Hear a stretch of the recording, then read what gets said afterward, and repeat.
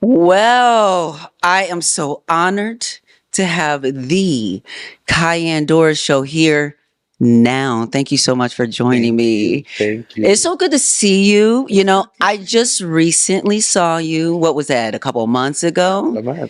And I had the privilege of continuing the beautiful story and legacy of our sister, Cecilia Gentilli, and her play Red Ink. And I know you were very close to her as well. You showed up.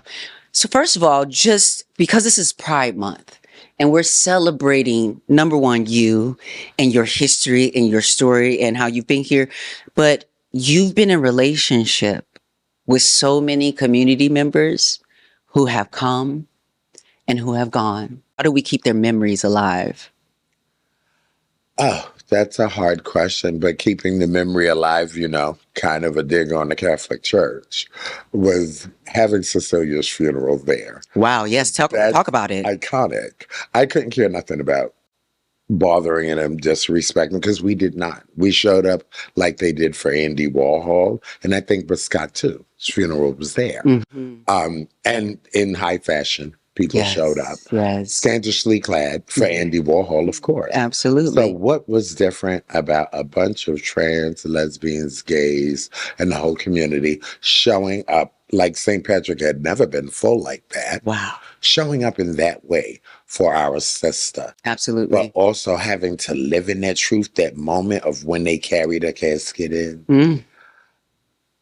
Like my heart stopped. But I knew what she looked like inside of there. Yeah. And what we poured into her. Absolutely. She looked up. Oh my goodness. And I will say that, I wasn't able to make it to New York at that time, but thankfully, like just watching the outpouring of love to me, that felt like the fictional depiction sort of with Candy's funeral about how people showed up. Yes. And to know that she was also a part of that Poe's legacy, was amazing. So just thank you for always showing up for the girls, for always keeping their memory alive and showing up for her story when I did Red Ink. You founded a space and an organization when there was nothing like it around that centered our dignity, at being able to access housing. What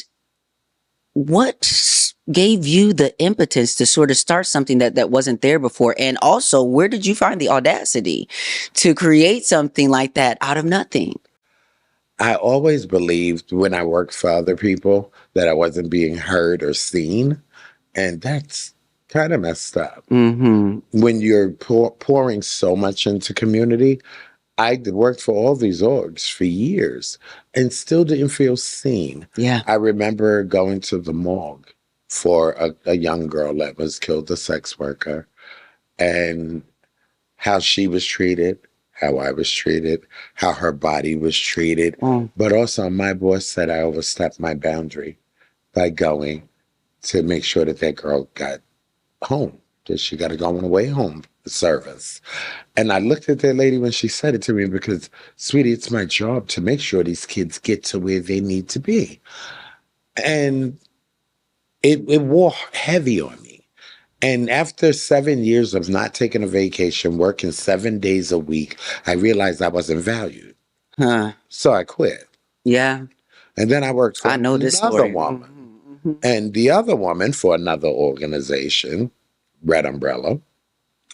This shiesty woman, I can say it. Yeah. This shiesty woman put her pasty face on the back of my cookbook, took all the trips to Europe and Spain and Germany for my book, and sent me to the local stuff here. So when I started traveling the world, people were bringing me my book, signed by her. Well, when did this happen? And matter of fact, she's at the same conference I'm at. Let me go bring this to her. This is a book you wrote? My cookbook. Your my cookbook. Memoir. What did this? What? Harper? Who this woman? Who?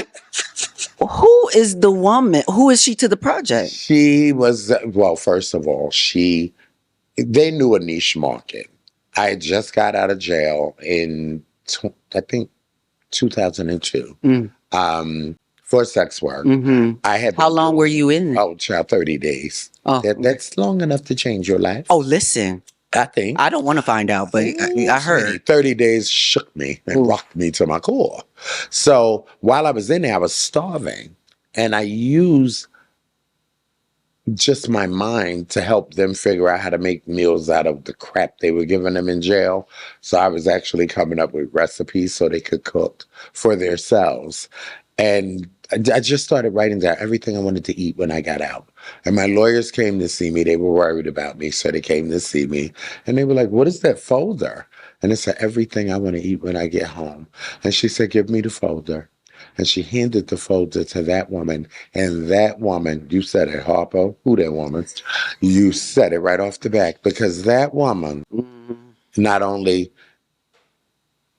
scandal here, she married a award-winning filmmaker after 6 months of knowing him. Okay. Keyword, an award-winning filmmaker that she found online, married him, had him create a Red Umbrella movie, and he did. She got that money from New York City Women's Foundation. Wait for it. Right after the movie was finished, he's a violent man and I want out of it. Because she never wanted that man. She used that man like she used me. Got a divorce, told the world that this poor man, 4 Tony Awards, 4 for filmmaking. But you know what? You know why this happens? When a white woman cried. And when they recognize that somebody's coming from a position that they don't have anyone to protect them and their value that they're bringing. And we are in such a world where like Sinners, movies like Sinners and things like that have pointed out at how much white supremacy wants to take and co-opt our rhythm, but they don't want none of our blues. They don't want to experience that. And so I'm sorry that something like that happened. I'm not. I think. Why not? I learned a lesson. I learned how to inspire myself to do this work myself. Yeah. I could design it myself. She was very right. That's below my pay grade. So I turned it up. So you turned it up. By creating my own. I said to everybody, if I ever had the chance, I was doing this with nothing, bringing people in. Hold on. Now let's talk about that for a second. Because you have been around a while and you, like you said, before there was GLITS, there was just Cayenne and your house. Yeah. I think you might have had to learn a couple lessons with the girls in your own space. How do you serve before you have a building? Because now, oh my goodness, you made history getting a building for the girls. But like before GLITS had a building and it was just you doing this, how did you balance the difficulty and the challenge of bringing someone off the street into a home where they can mess up what you got going on and now you can't help nobody? I was smart with purchasing. Not purchasing, renting my home. I never wanted to live in an apartment after being in a box. I've always rented a house. And I paid flat out. Because for like 5 years. Wow. So I secured my house, that house, where the clients were coming, and I didn't have to worry about the rent. What I didn't see was the harm that was going to come my way once I brought these people home. When I got them off the plane from Uganda and Kenya, some of them were not too nice. And some of them tried to assault me, tried to assault my roommate, who I let live with me. Some of them were actually not trans women. They were actually gay men that used being trans to get them the opportunity. The country, got in my house and flipped it right in my face. Wow. I'm not trans and you people are clowns. So how did you start to like create a filter or some kind of screening process? I slowed down.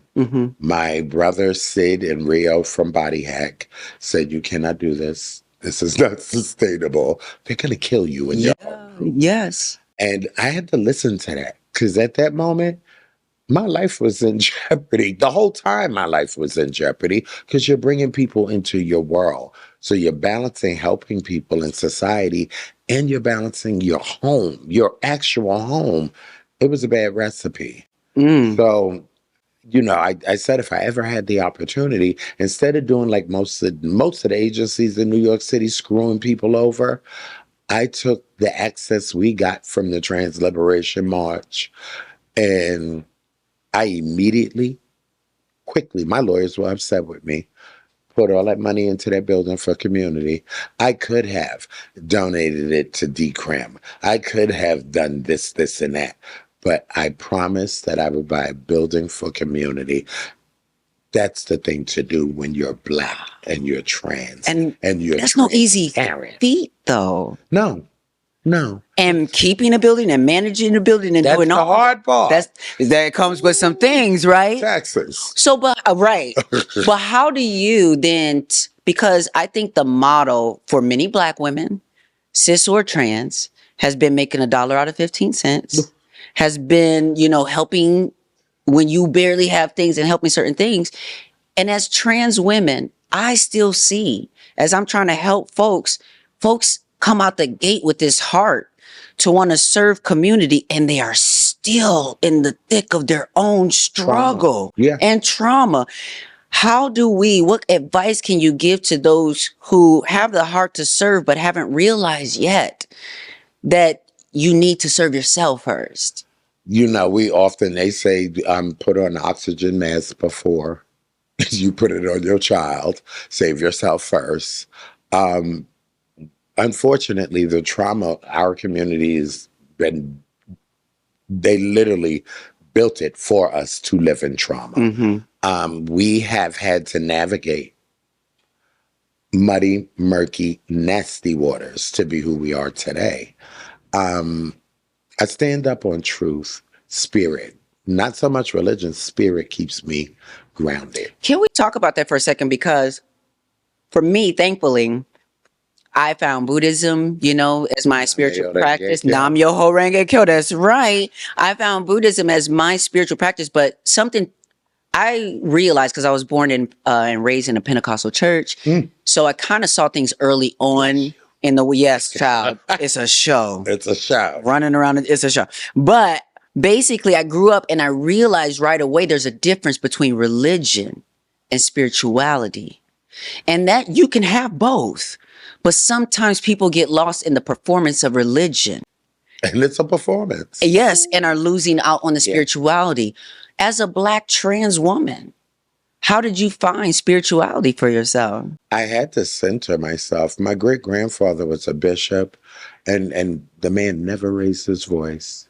Everything I faced at home rocked my core about religion. Because how could I live in this glass house and nobody's watching what's happening? I was at home. I was more at home than I was in church, more than the streets, more from school. Mm-hmm. It was at home. Mm-hmm. So, and my centering became my boots on, became my cousin Kathy was like, you need to chant. And you're not chanting for religion, you're chanting for yourself. You're chanting to breathe. Yeah. As soon as you walk on my porch, in my house, you look to the left, there's a boots on the wall. And my cousin made it. And she mailed it all the way. You were telling me about this maybe the last time we were together. When we were at dinner. Yes. Oh my goodness. And I just have to say, as a trans person, because I've said this, people have heard me talk about this all the time. I know that I have a body. And as a body, we need to have a relationship that checks in on the health of my body. I have my mind, and I need some sort of relationships or methodology to check in on the health of my mind. But so many times people miss on that spiritual part that you need. What has chanting the space, creating this spiritual space as a trans woman, what does it mean to you to have that space when you're hearing so much stuff around abomination, this and going to hell here? What does it mean to you to have found a place that speaks to you spiritually? Me and my kids, we are coming up. There's so many things that go on in this brain here. Mm-hmm. This one too. And I want to protect community, but I want community to have the spirituality and the church they seek. Yes. And we're about to create the Church of Affirmation.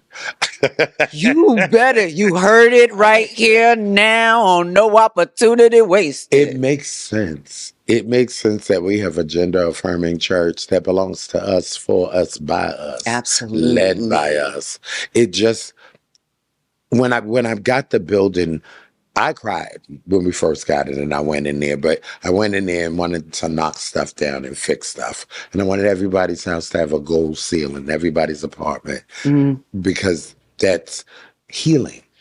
I want everybody to have a chandelier because girls deserve a chandelier. Oh, glitz. And it's glitz. And it just was an earmark for me how I had grown to be able to do this for a community. But then you got to think of all the bells and whistles that really makes a trans girl unsafe in America. Yeah. So I bought a building in a nice neighborhood. But you are working, you're doing work with a population as you've described in the beginning stages of that. That's not the easiest to work with. How do you create a standard and a boundary for entry while also recognizing the people who aren't there yet? Is there, are there people that come to your door that aren't ready yet? And what do you say to the person that's just no? No, there are places out here. They got GMHC. They got Destination Tomorrow. These are wonderful organizations. Yes. Go to them. Got you. This is for the girl and the guy that really wants their life to be together. Yes. There's no middle barrier here. I have boundaries. Yes. And I have contracts. I want you to dedicate your life to changing your life. You're not doing it for me. Absolutely. You're doing it so you can have sustainability and move on. But creating this, you know how hard it is for a trans person to pick up every year, every 2 years and move because their lease is up? Yeah. So buying a building, they never have to leave. And buy another building and more. We're about to open 34 studios in Bay Ridge. Okay, so wait. Kitchenettes. That's for 34 studio apartments. Yeah. So I want to be clear about this when I say this, because just because you are sitting here looking so fabulous, just because the things you are talking about are so fabulous, doesn't mean you don't still need help to do it. How can folks out here watching help the mission that you are working on? We have some wonderful volunteers. Cheer New York stepped up, the Poetry Brothel, Decrim, but so many other people, the Attorney General, Letitia James, Donovan Richards, are people I can call when I got a problem. Because I have problems. There's a councilwoman with, I won't say her name because we're on camera, but it's the woman's part up here. That's her name. And she's a hot mess, and she's transphobic, and she's caused me a lot of money, at least $90,000. That's big. But she's still in office, and she's still trying to take away our freedoms. Our space on Jacob Reese Beach, that we're also turning into a landmark and land trust. Yes. And doing all of this is to sustain our community. I'm doing this because I was that kid that was homeless on that beach, and those sissies and the gays fed me. They gave me blankets because they knew I was out there sleeping. They looked after me. If I go to Fire Island tomorrow, I won't get no less a towel. If I go to Stonewall, they won't even give me a cup of coffee. But once a year, you can be gay, you can be in Stonewall, and you can be black. But you can't have sustainability in July. So how does that work? So when I look at this body of work and I see people that come to me and say, Miss Cayenne, I need your help. I said, baby, you better think about that. Because if you're not ready if you can't read the application, this is not for you. It's such a point. It's such a point. And I'm so thankful and grateful for you and the work that you have done. And just as you spoke about like the difference of going to Fire Island or these different places where you've got the dinks, double income, no kids. Ooh, yes. But it's going to trips and all these different things, let alone to like supporting community. I want to ask you, as someone who has seen pride shift from year to year, the focus of pride, and seeing these corporations roll back their monies to supporting the pride, to me, what is your perspective on the evolving that has happened from the times of Sylvia Rivera, Marsha P. Johnson till now? Have we fully progressed? Are we starting to regress at all? Do we need to check in? If we progress, Marsha P. Johnson and Sylvia Rivera would still be here. In their later, greater years, they would still be here. If those Stonewall quiz really cared about them, Marsha would be living. But let's look at all the films and all the people that wrote about Marsha P. Johnson that don't even know she is a living daughter. Her daughter's living. But didn't invest in that. If we're going to 2021, they asked me to be Grand Marshal. Yes. And there was this complete batshit crazy girl who threatened me, called me in the middle of the night. I told Stonewall, do your homework. I need to find out if she's really related to Sylvia, and if she's not, I'll be Grand Marshal. I was Grand Marshal that year. That means they couldn't find the documents they were looking for to say that that was her child. Otherwise, I would have stepped down. I don't want to be a part of anything that does not look like we can grow. Towards the end of It's called integrity, but yes. Yeah, integrity, definitely. At the end of the parade, almost the end, this young woman commented she was going to spit on me. And this was the one that was claiming that she was Marsha's child? Oh, no. Sylvia's child, yeah. And I thought, well, how ridiculous is this? First of all, this is on television. It's all over the internet. But then I had people that watch this shit calling me leaders, saying, leave my daughter alone. So there's a problem with Stonewall, I think. Because if you're giving out bricks, you need to know that brick should be crystal and not a goddamn brick. Artisan, I don't care. It's a brick. And look up the meaning of a brick in our community, you fools. So the white queer. Listen, I'm going to tell you one thing. Anybody hand me a brick, bitch, you better run. It's important. Because let me tell you something. I'm not a brick. It's important. No. So, I wrote them immediately. I would suggest that y'all get this in crystal. Nasaka, you pick it.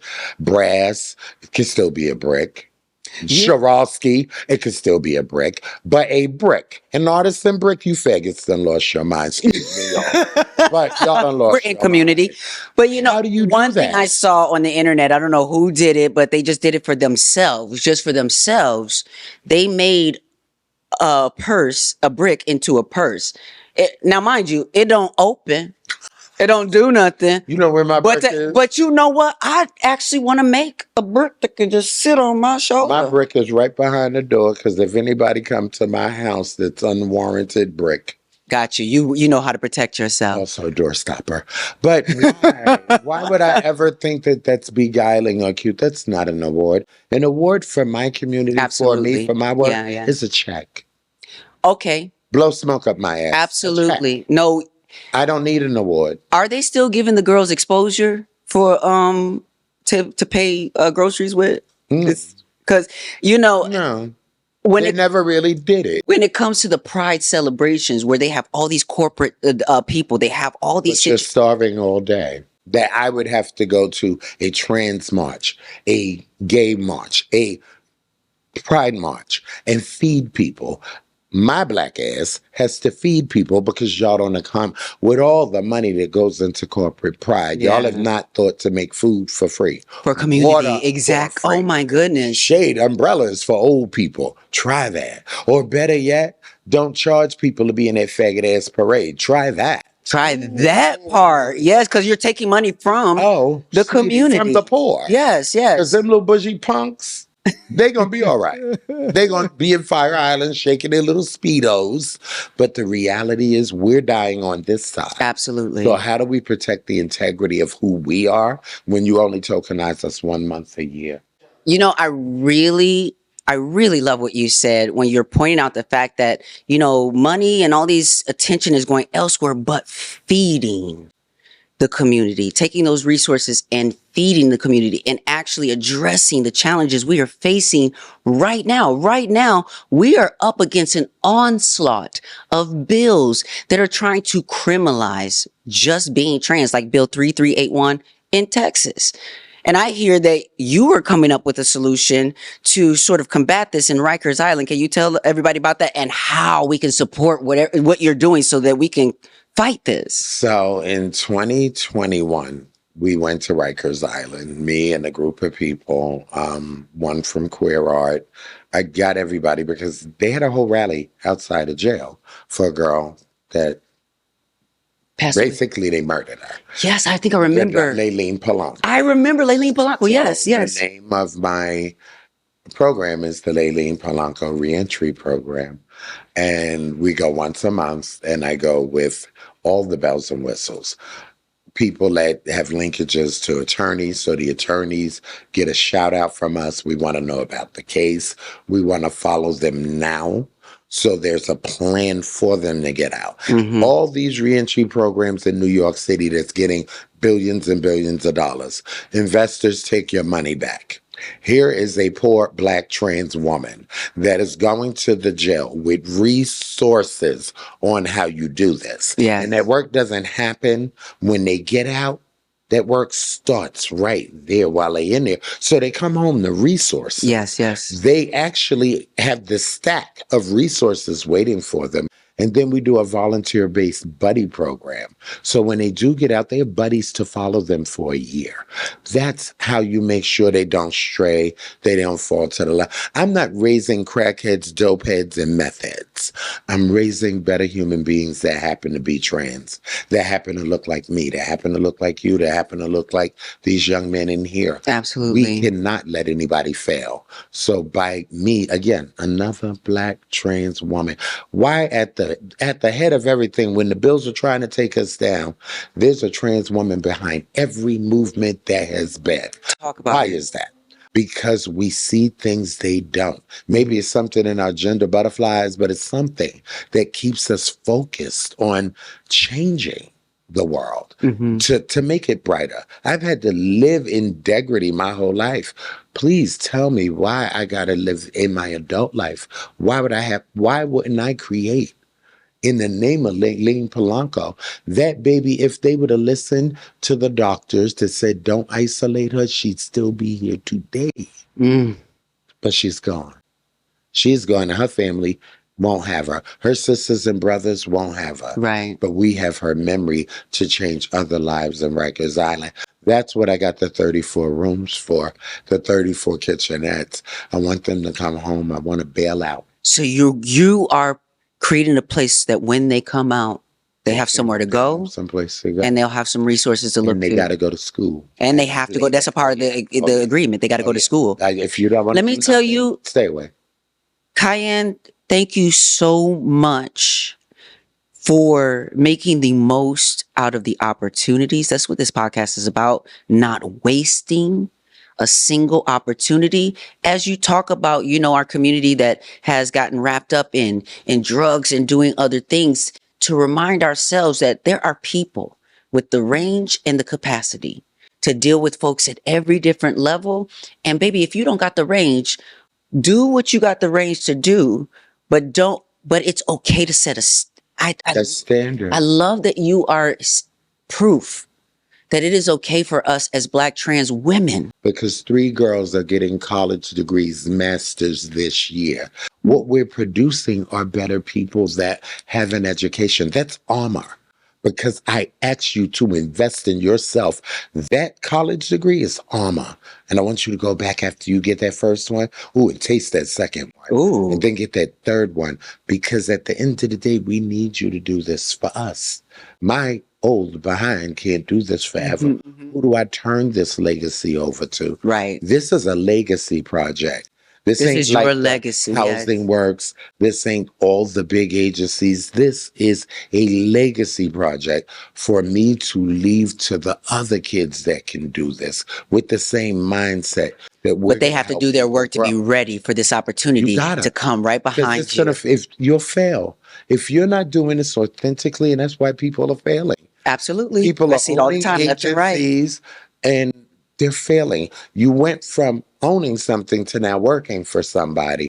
I went from working for somebody, quitting, and doing it on my own because I just didn't see the benefit for my community. If you can only help somebody from 9 to 5, what happens at 6 o'clock when that trans girl is being shot or beat up? What happens at 9 o'clock when she got to hit the stroll and a car hits her or she gets murdered? Who's out there for that? So I do this authentically so we can all have a piece of a legacy. This is all of our legacy. Absolutely. To have society and people.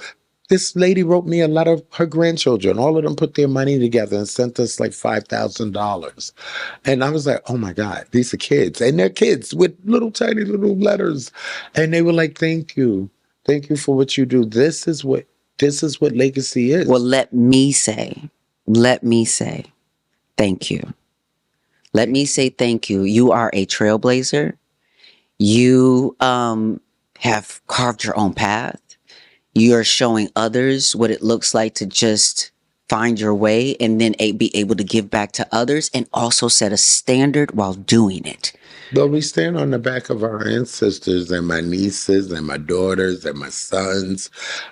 All of them are keeping me up because I'm old. They're keeping me up and they're keeping me guided and focused. We stand on the backs of people that carved the way into we this do. work. I'll promise you that I will take these shoes off before I stand on your back, though.